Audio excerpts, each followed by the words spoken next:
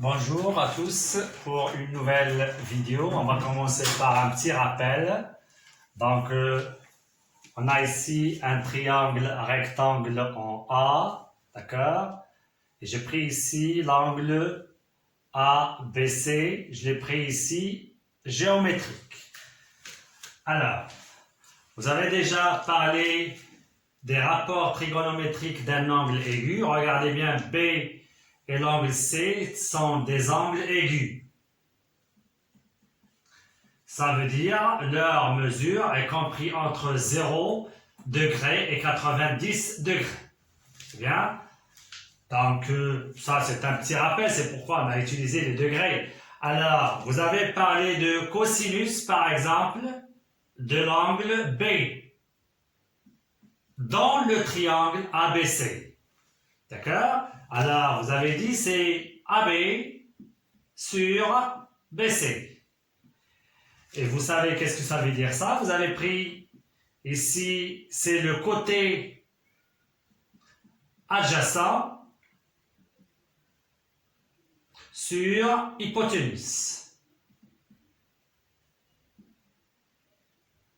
Voilà. Donc, le côté adjacent, ça veut dire celui qui est attaché avec cet angle-là, c'est ce côté-là. Et ça, c'est l'hypoténuse, le plus grand côté dans un triangle rectangle. Vous avez parlé encore d'un autre rapport trigonométrique, c'est sinus de l'angle P. Alors, le sinus, c'est ce côté-là, c'est AC, toujours sur BC.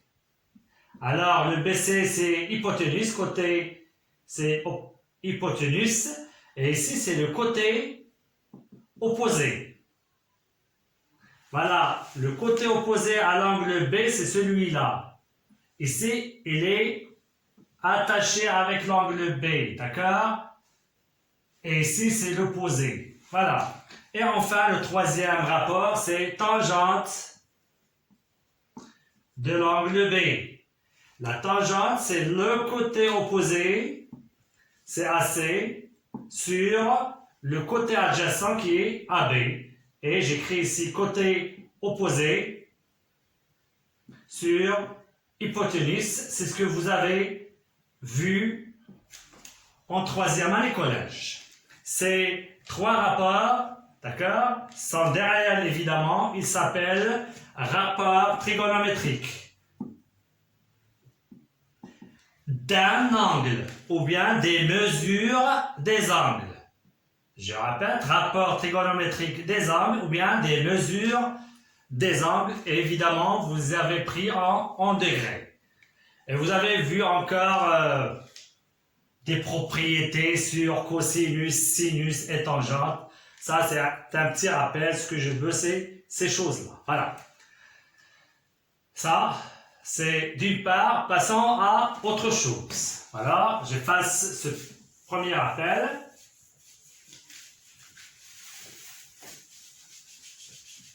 Donc, c'est ce qu'on va voir aujourd'hui, c'est les rapports trigonométriques.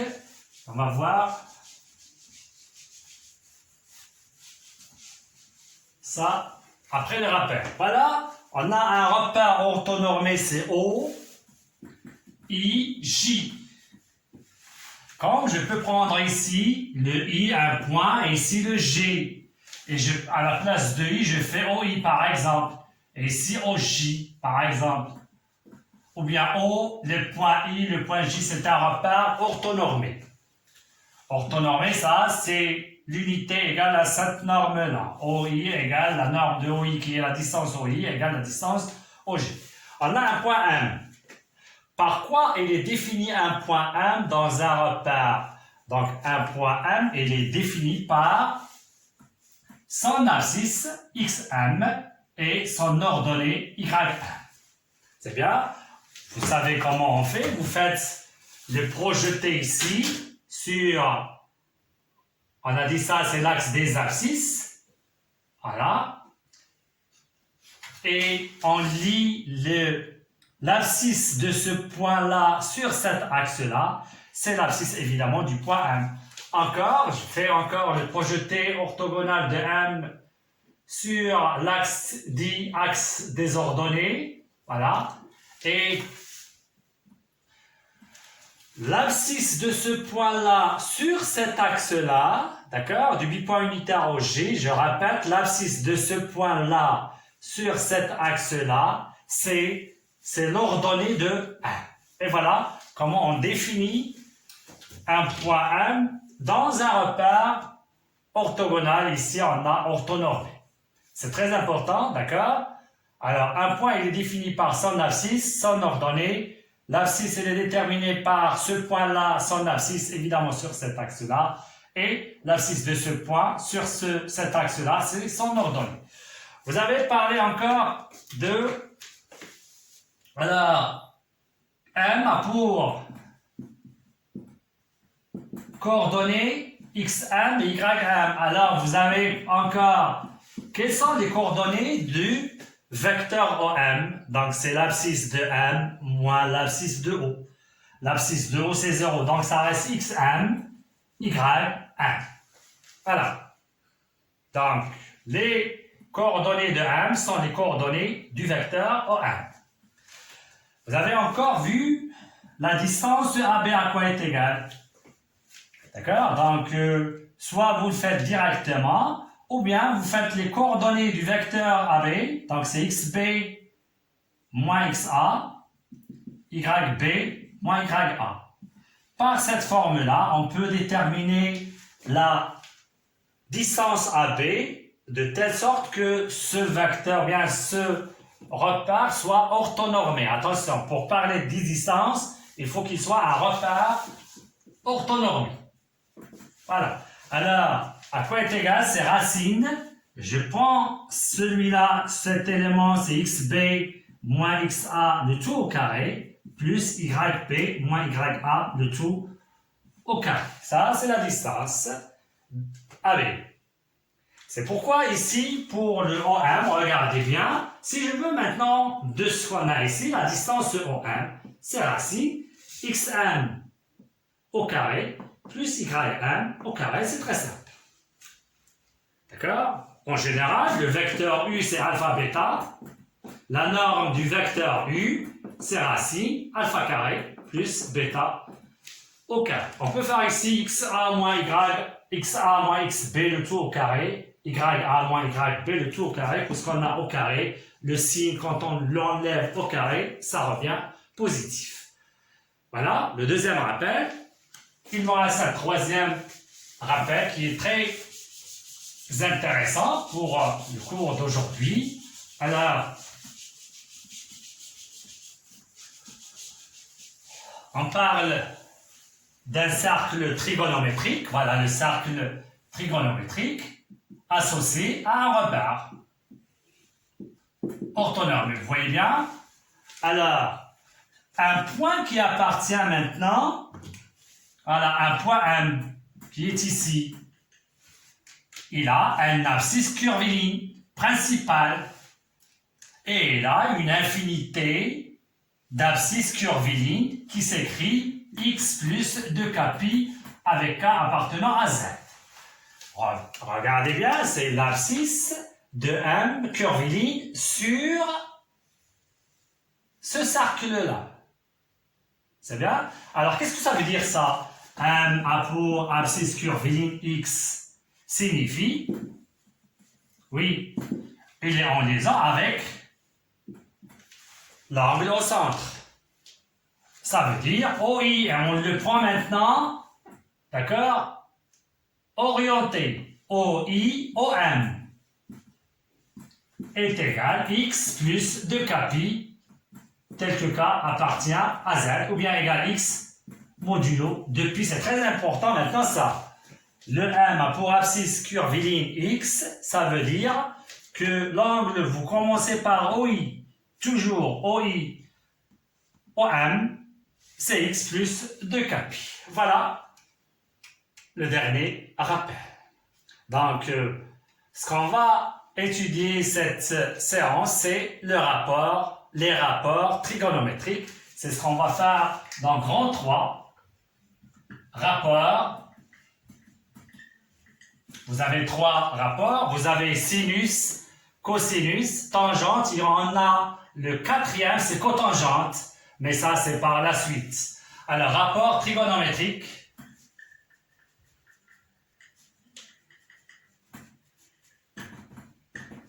Ce que vous savez, c'est d'un angle, d'accord? Ou bien d'une mesure d'un angle en degrés, c'est ce que vous savez. Mais cette année, j'ai dit, on n'utilise pas le degré, on utilise le radian. Et même si on a le degré, on le convertit en radian. Voilà.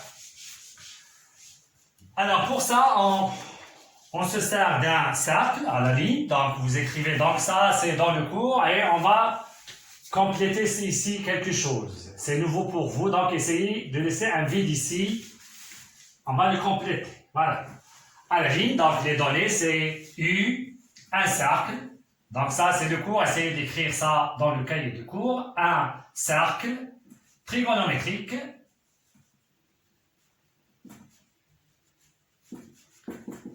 associé à un repère orthogonal ou bien orthonormé O, OI, OJ. Direct, ici, c'est direct, c'est très important, direct, O, OI, OJ. On va tracer ce cercle-là ici. Essayez de le prendre d'un rayon un peu grand, donc.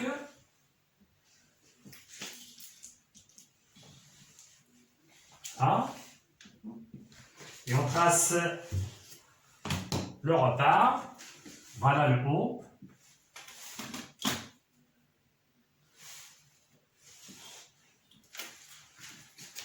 C'est que des définitions nouvelles pour définir ce qu'on a. Alors, c'est O, I, et ici c'est J. Voilà. Alors,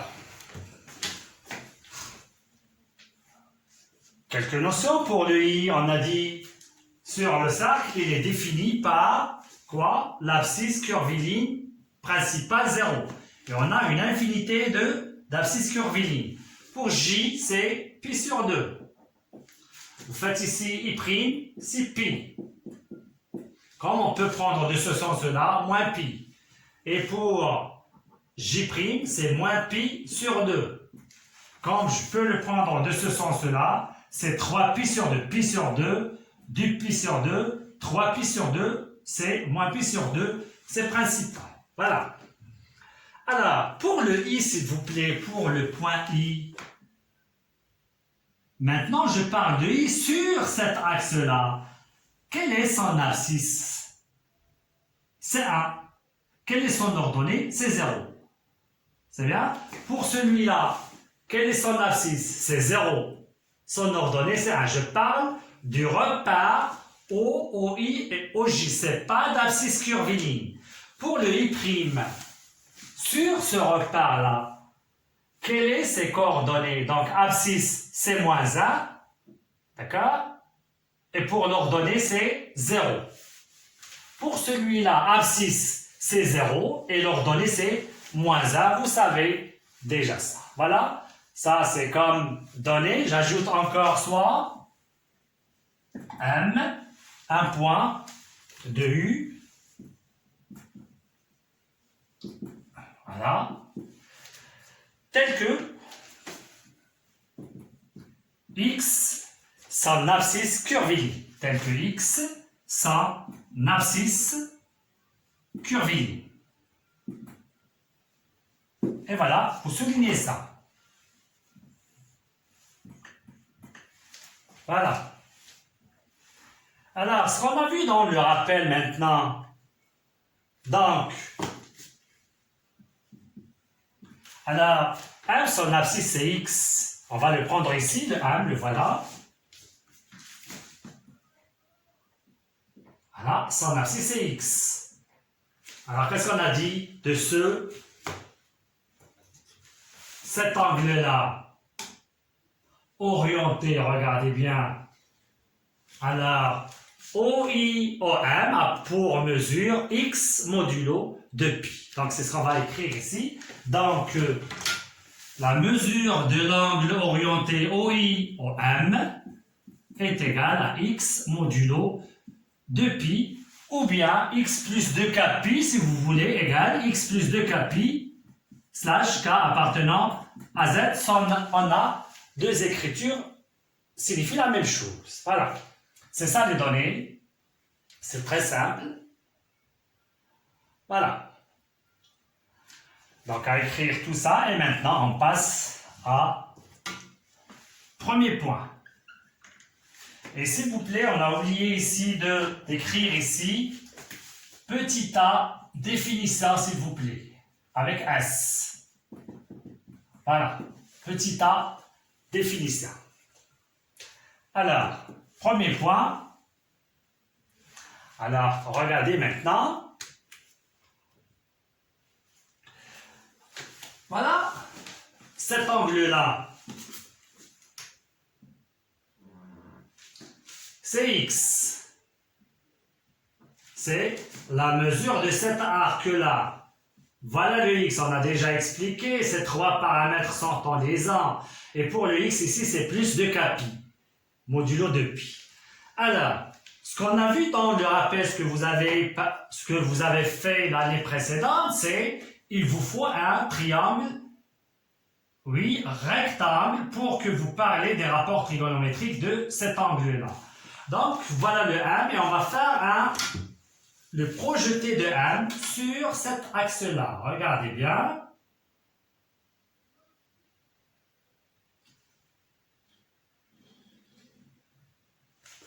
Voilà. Et voilà notre triangle rectangle, soit à l'intérieur ou bien à l'extérieur. Donc, je vais le prendre à l'intérieur ici. Voilà. Alors, ça c'est comme explication. On va prendre ici, c'est H par exemple. Alors, voilà le triangle. Prenons le cosinus de cette mesure-là. C'est x, regardez bien. Est égal. Alors, c'est le côté adjacent. C'est quoi le côté adjacent? C'est OH. Sur l'hypoténuse, c'est OM. Alors, on est dans un cercle trigonométrique. Alors, qu'est-ce que vous dites de OM? C'est 1. D'accord? Donc, est égal, cosinus de x est égal à OH. C'est bien? Donc, c'est cette distance-là. Regardez bien. Cosinus égale OH. Ça, parlons de ce que vous avez fait l'année précédente. Vous avez parlé d'un angle aigu. C'est bien? Maintenant, c'est autre chose. D'accord? Alors, regardez bien maintenant, le H, il se trouve dans cette partie-là. Prenons ce repère-là. Alors, le H se trouve ici. D'accord? Donc, son ordonnée, c'est 0. Son abscisse, on le lit ici. C'est cette distance-là, fois OI. C'est quoi le OI? C'est 1. Et il est de sens positif. Donc, c'est l'abscisse de ce point-là qui est abscisse de ce point-là, mais dans le repère. Ce n'est pas le X, c'est dans le repère orthonormé. Donc, regardez bien, cosinus X, c'est l'abscisse du point M dans le repère OI, OJ. Est-ce que c'est bien compris? D'accord? Alors, si je prends le M ici, alors je vais faire orthogonal. Et regardez maintenant de ce sens-là, ça sera négatif. C'est bien? Maintenant, sauf je vous donne la définition. Alors, ça c'est comme explication ce que vous avez fait l'année précédente. Vous avez parlé des angles de 0 jusqu'à 90 degrés. Le 0 jusqu'à 80, vous parlez de cette partie-là. Les angles qui se trouvent ici. Mais nous, on peut prendre les angles ici et ici, etc. Et une infinité. Voilà, avec des tournées. Alors, je répète maintenant la définition. Ça, c'est une définition. C'est comme explication ici. J'explique les choses. Donc, j'enlève le H maintenant. Et j'écris ici maintenant cosinus.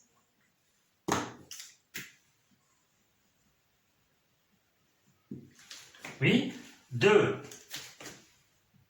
le cosinus de la mesure de l'angle orienté OI, OM. Ah, ici, l'angle orienté, il se peut qu'il a une mesure négative ou bien positive. Pourtant, pour vous, vous avez pris que les de 0 à 90 degrés et nous, on prend ici le radian. Alors, le cosinus de la mesure de l'angle orienté est l'abscisse.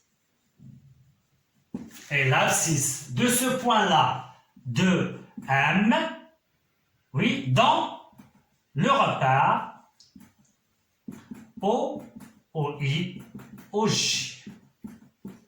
Et non l'abscisse curviligne, c'est l'abscisse, on souligne ça, dans ce repère-là.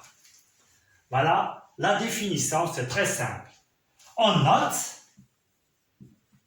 vous savez déjà cos, et vous écrivez OI, OJ, OM, OI, OM. Voilà, et vous prenez la mesure, le cosinus de la mesure. Ah,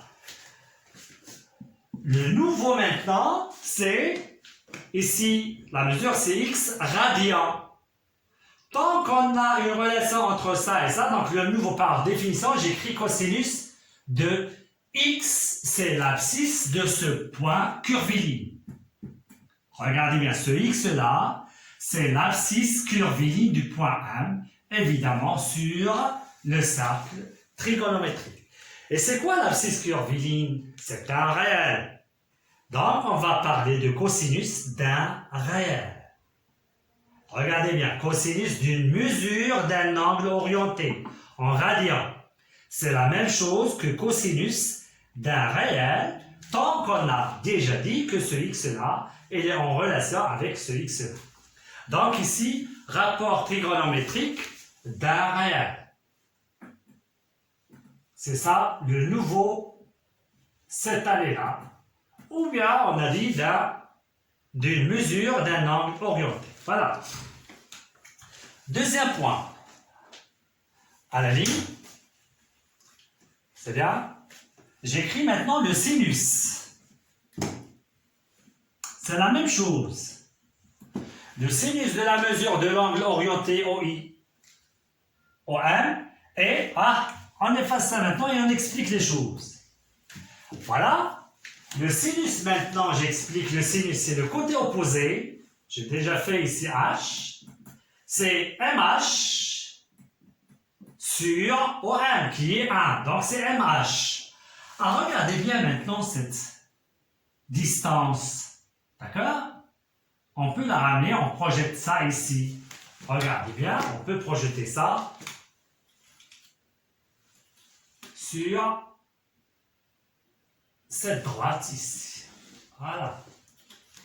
Projection orthogonale. Cette distance, elle est égale à cette distance. Donc si on dit MH, je peux dire O, par exemple, K. C'est la même chose, OK. Voilà. Alors, ça, l'abscisse de K sur cet axe-là, c'est l'ordonnée de point M, c'est pas ça là, c'est l'ordonnée de point M dans ce repère-là. Et l'ordonnée. Voilà, de M dans le repère OI, OM. Donc ici, en ce qui concerne la notation, sinus ici et sinus ici. Sinus, sin, S-I-N, de X, et on parle de même pour sinus d'un réel. Voilà. Alors, c'est très simple. Voilà. Alors, je répète, j'efface le H et K. Cosinus, comment on fait? On fait le projeté et on lit l'abscisse de M dans le repère. Cosinus. Sinus, c'est l'ordonnée de m sur ce repère. C'est très simple. On va voir un exemple, bien des exemples pour ça, pour bien comprendre les choses. À la ligne, alors, exemple. À ne pas oublier d'un réel.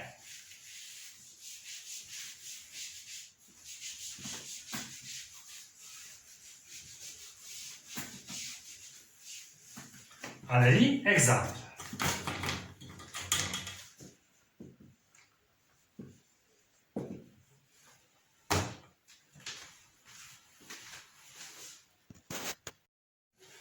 Alors, pour les exemples, on va prendre cosinus de 0. Alors, regardez bien le 0, le voilà. Donc, pour déterminer son cosinus, on va faire le projeter sur cet axe-là. Ça, c'est l'axe de cosinus. Donc, c'est quoi l'abscisse de ce point? C'est 1. Donc, cosinus de 0, c'est 1. Sinus de 0. Voilà le 0. Donc, on va faire le projeter sur cet axe-là. Donc, c'est 0. Cosinus, pi sur 2. Sinus, pi sur 2. Voilà le pi sur 2. Alors, cosinus, on va faire le projeter sur cet axe-là. Voilà. L'abscisse est 0. Pi sur 2, regardez bien, hop, c'est bien, le projeter ici. Donc, l'ordonnée, c'est 1. Cos pi. Sinus pi.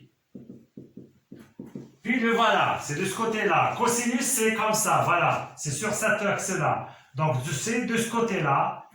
Quelle est l'abscisse de ce point sur le repère? C'est moins 1. Cosinus, l'ordonnée, le voilà, c'est 0. Enfin, cosinus, pi sur 2, moins pi sur 2. Sinus, moins pi sur 2. Alors, voilà ce point-là, moins pi sur 2. Alors, on veut cosinus, son abscisse, hop, c'est 0. Son ordonnée, hop, c'est moins 1. Voilà, c'est tout ce qu'il y a pour ces exemples. Allez retenir, évidemment, c'est très simple. Vous faites le cercle, le voilà. 0, le voilà. Cos, c'est 1. Sin, ici, c'est 0. Celui-là, cos, hop, c'est 1, c'est 0. Sinus, c'est 1. Moins pi, pi. Cos, c'est 1. Sinus, c'est 0. Cos, c'est 0. Sinus, c'est moins 1. Voilà. Passons maintenant au résultat, à la ligne.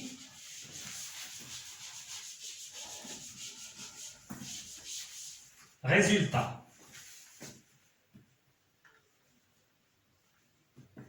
Voilà. Et vous écrivez petit a. Alors, des résultats, soit on va les tirer directement en utilisant la définition, ou bien on va les démontrer si c'est possible, évidemment.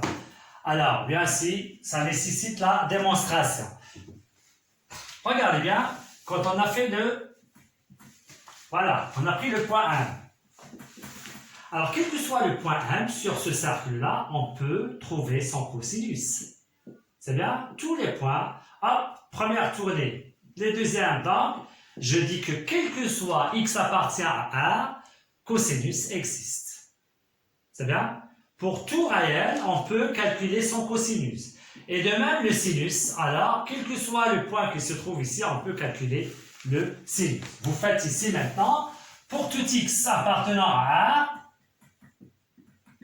1, voilà, virgule, cosinus x existe, et sinus x existe.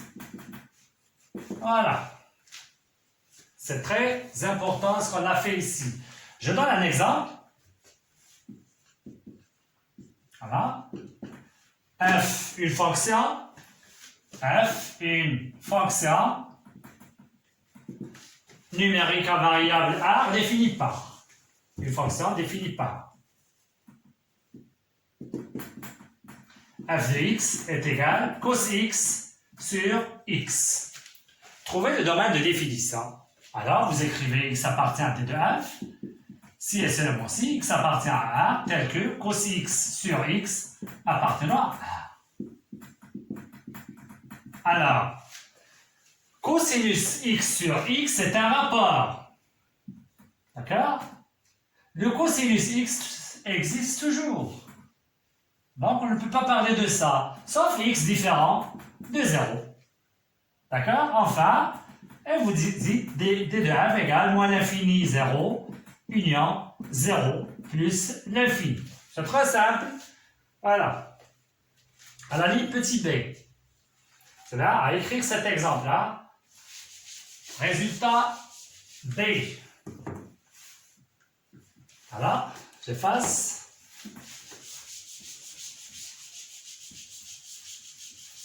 Je trace un petit cercle, essayez de tracer un petit cercle, vite, comme ça, et vous faites, voilà, vous tracez le repère.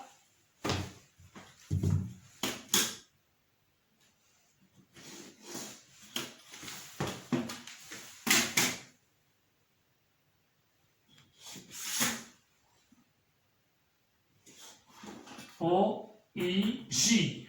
Voilà. Alors, quand on prend un point ici, et on veut faire le cosinus, on le lit ici. Donc ça, c'est l'axe des axes de cosinus. Voilà. Et si on veut lire le sinus, on met le projeté orthogonal, c'est ça l'axe des... Ça, c'est axe de sinus. Voilà. L'axe de cosinus, l'axe de sinus. Ça, c'est le deuxième résultat. À la ligne. Petit c.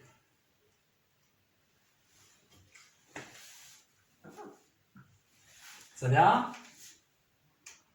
Alors, j'efface ça. On va prendre maintenant un point M ici. A pour abscisse curviligne X. D'accord? Donc M a pour abscisse curviligne X sur point de U. Évidemment, U, cercle trigonométrique, point de U, cercle trigonométrique.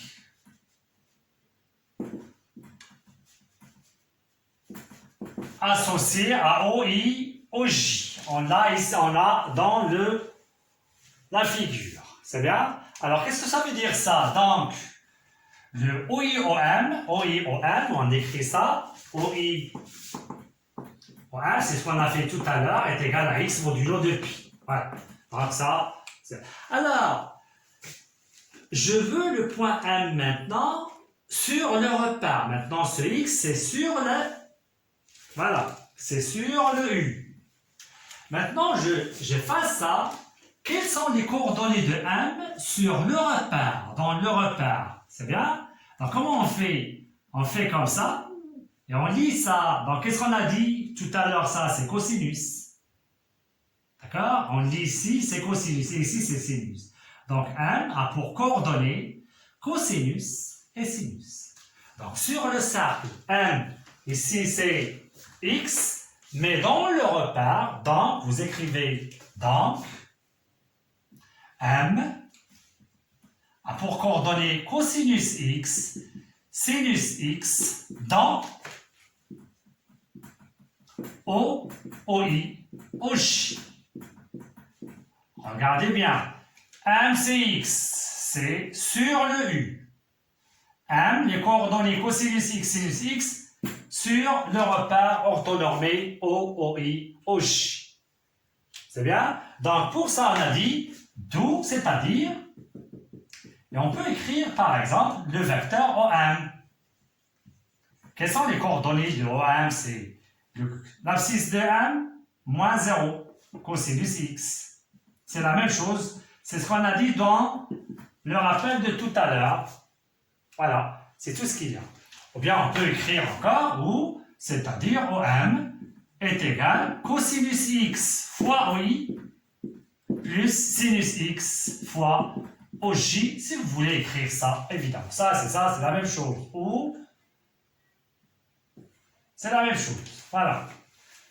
Ça, c'est petit c. À la ligne, petit d. J'efface. Petit d maintenant.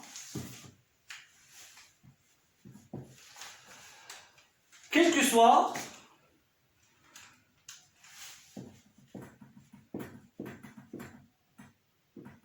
x appartient à R.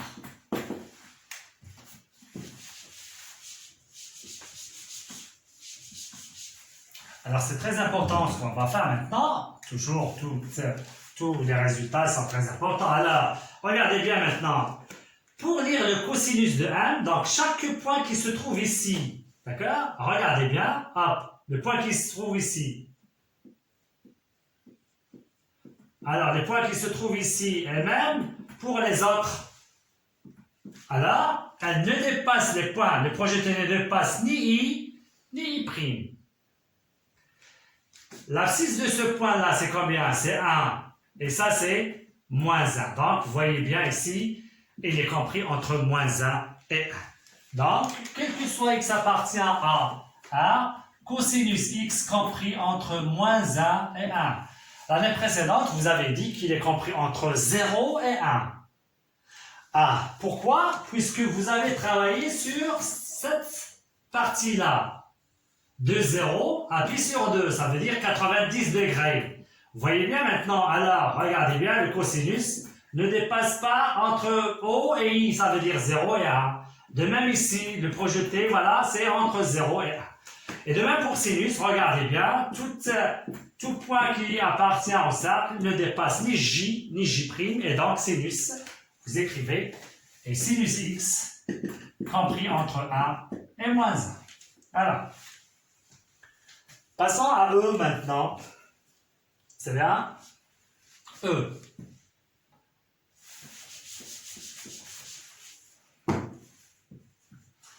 Quel que soit toujours, pour tout x appartenant à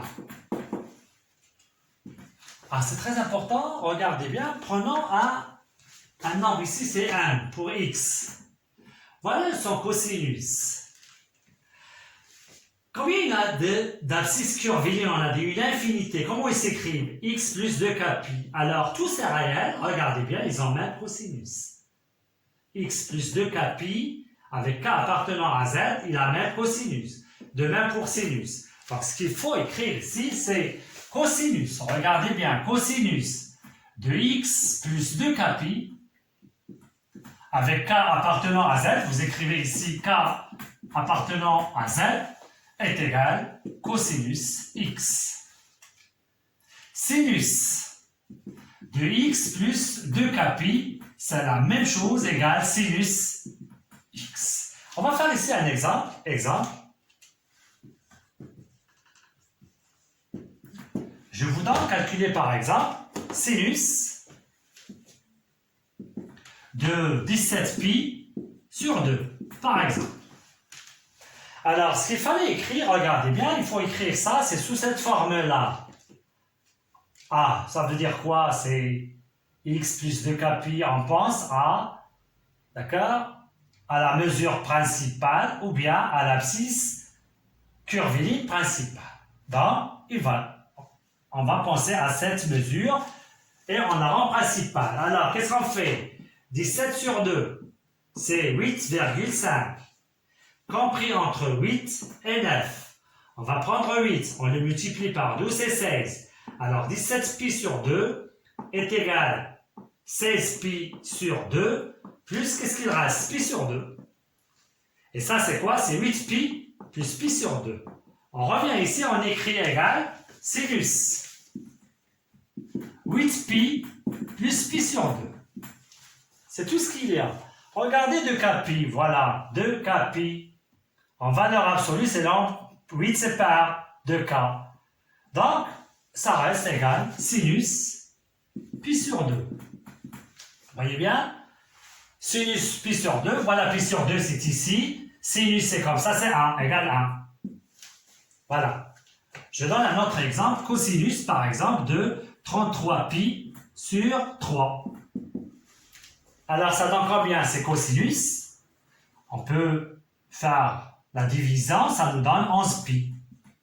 Voilà, est égal. Alors, c'est quoi 11π? Le principal de 11π, ça s'écrit 10π plus π. Est égal cos. Hop, on va appliquer la formule. c'est 10, c'est pi. Et cosinus pi, pi c'est ici, cosinus c'est moins 1. Hop, voilà, deuxième exemple. C'est bien? Voilà, c'est comme ça qu'on fait. Donc, si vous avez bien compris qu'est-ce qu'il dit ces formules, donc vous voyez bien, c'est très simple. Alors, on passe maintenant. Alors ça, c'est cosinus x. C'est pas cosinus fois x. Donc, le cosinus n'est pas séparé avec le x. Ça, cosinus x. C'est pas cosinus fois x. Attention. Donc, on simplifie les choses par des formules. Si on a des formules, on les applique. Sinon, on laisse les formules. Alors, parlant de f,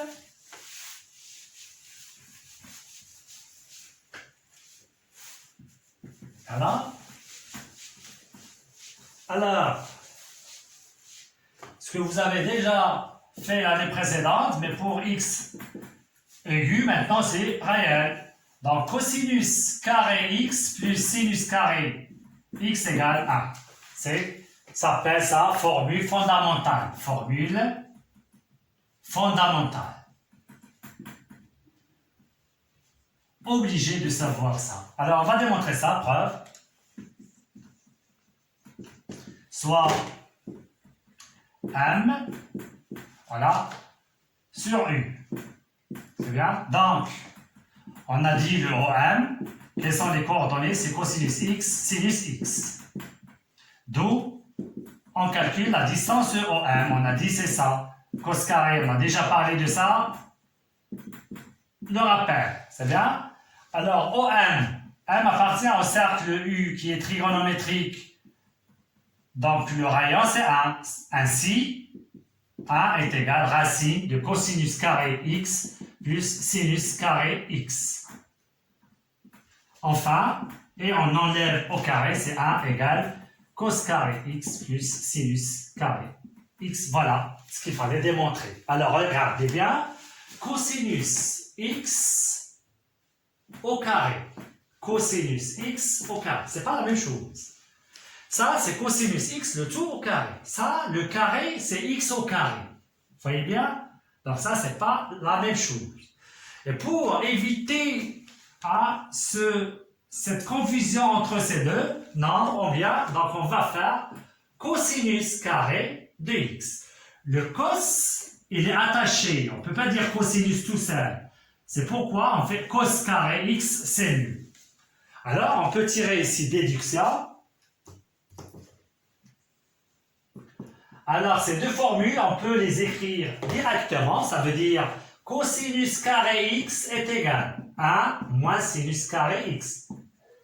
Cosinus carré, vous ramenez ça. Donc, vous pouvez appliquer ça directement. Si vous voyez 1 moins sinus carré, x c'est cosinus. Et enfin, sinus carré x est égal à 1 moins cos carré x. Directement, vous pouvez écrire ça. Voilà. Il nous reste le dernier résultat, c'est G.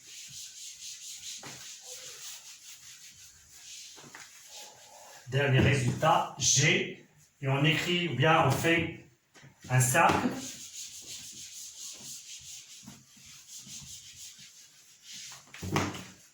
Cercle.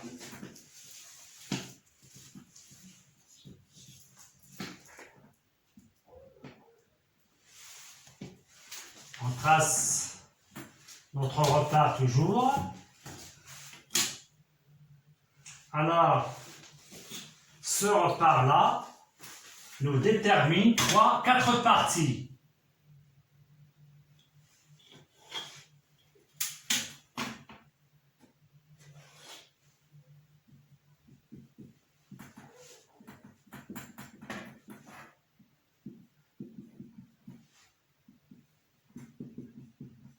Alors, il nous détermine cette partie-là. Ça s'appelle premier quadrant.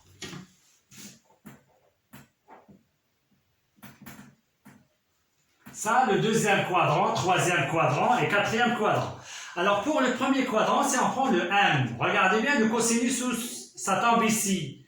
Alors, comment il est positif?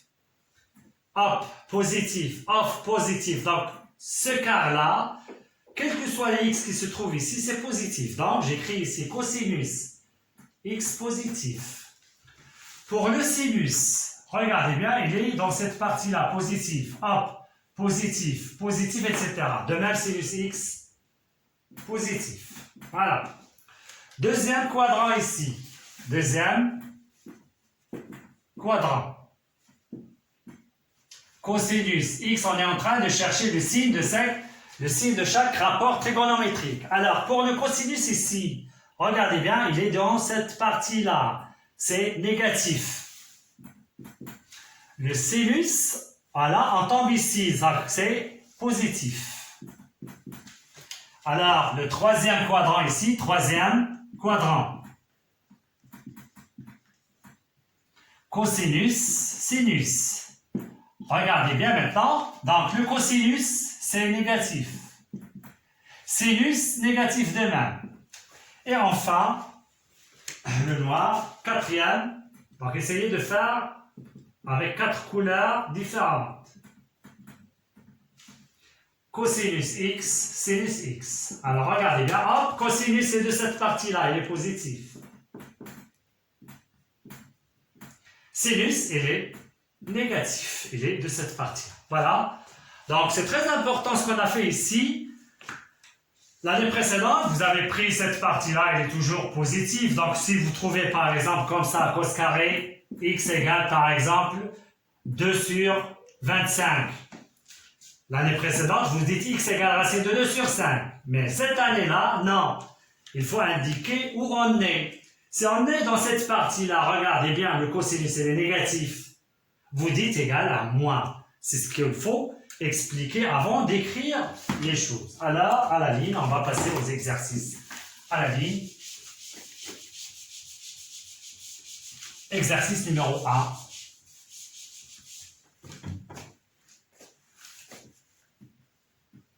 T'appliques ça. Donc, calculer cos alpha, sachant que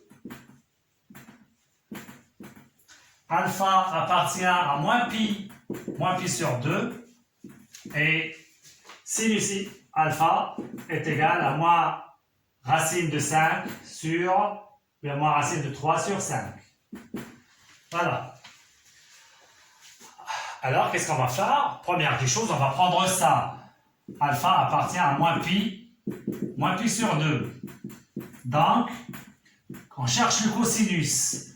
Alors, où se trouve le moins pi et moins pi sur 2? Voilà moins pi. Donc, cette partie-là. Comment il est le cosinus? Il est négatif. Le sinus, il est donné négatif. Donc, il est négatif. Vous voyez bien, à la ligne, on veut cosinus, d'accord? On a, et vous écrivez cos carré alpha directement, c'est 1 moins sin carré alpha est égal à 1, et vous remplacez par sa valeur, est égal à moins, ça c'est 3 sur 25, est égal, même dénominateur 25, 25 moins 3 c'est 22. Enfin, cosinus x, il est négatif, c'est le voilà, et c'est racine de 22 sur racine de 25, c'est 5. Voilà. Exercice numéro 2. C'est très simple, donc c'est pourquoi on a vite fait pour ne pas perdre du temps. Exercice numéro 2. Alors, sachant bien, on sait, sachant que cosinus pi sur 3 égale 1,5 et cosinus de moins pi sur 3 égale 1,5. Voilà. Donc, donnons ça, calculer cos sin pi sur 3. Sin moins pi sur 3. Cos 25 pi sur 3. Cos 17 pi sur 3. Sin 40 pi sur 3. Sin moins 23 pi sur 3. Voilà. Donc, c'est juste ce qu'on va faire cette séance-là. D'accord? Essayez de faire ça pour la séance prochaine. Espérons que vous avez bien compris. Merci et à la vidéo prochaine.